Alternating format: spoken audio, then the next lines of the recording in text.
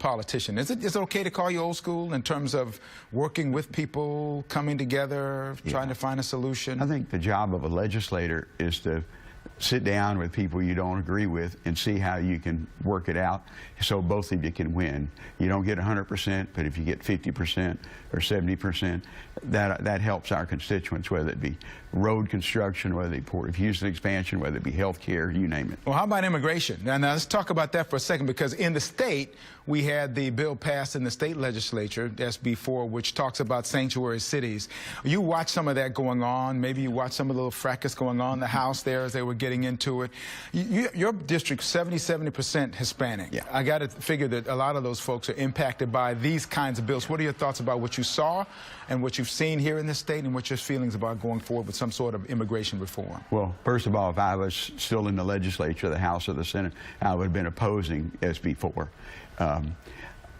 I really think our local law enforcement folks ought to focus on protecting our families and our homes, the sheriff, the police, and everyone else. Instead of worried about immigration, the federal government, we've plussed up the number of agents in ICE over the last dozen years dramatically, and we're going to continue to do that. I would like to make sure that a police officer, when they stop somebody, is more concerned with what criminal law they broke, and not that they may not be here legally. Now, if someone, and the law has always been, if you're convicted of a felony, whether you're a legal resident or undocumented, you will pay your debt to society. You will go to TDC or wherever, and then if it's a felony, you will be deported. That's been the law, and our immigration reform bill doesn't even change that I'm a co-sponsor of. But Texas and Mexico have always been intertwined. Business partnerships. It's interesting, the state of Texas probably has been more successful compared to any other border state of partnerships with Mexico in the business community. Most of our business community would not support it. Our chief of police here in Houston didn't support SB 4 because he wants his officers to actually be worried about our homes and our families. Are you looking forward to a positive outcome to the immigration issue? Because everybody still to be really far apart on this. It is far apart. When, President Trump ran on a campaign to build a wall for $40 billion, we have walls and fences already along the border from Texas. And in Texas, we have a river.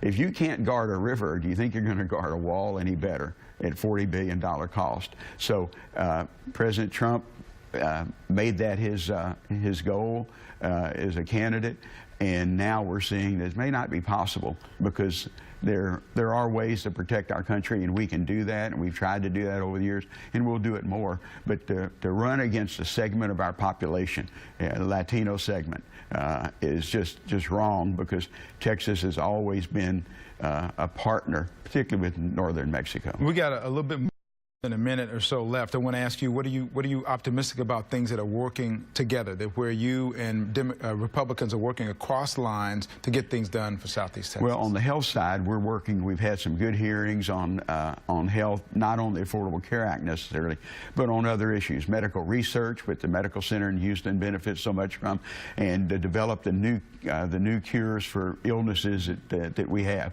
whether it be Ebola, whether it be some of the other things, Zika or things like that.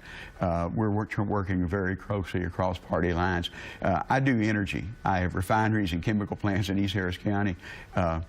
We're producing a lot of natural gas now, which is great because our cost of our electricity in Texas is low, but we need to export that natural gas, and Mexico wants to buy it. So we're trying to make sure that that cross-border pipeline from natural gas from Texas, we can sell it to Mexico, because that'll help their climate change, because carbon, natural gas is less carbon than coal and or fuel oil. And so we're working on a bipartisan basis to make sure we can sell that natural gas to not only Mexico but other parts of the world, with exporting it out of our ports. Well, I think that's a good place to stop for the moment, because that's a positive point. Everybody's together singing Kumbaya before you get ready to do that, make that happen. It's not quite Kumbaya, but we do try to partner at the end of the day. I'm an eternal optimist. Don't pop my bubble. Well, if you serve in Congress, you have to be an optimist. That's true.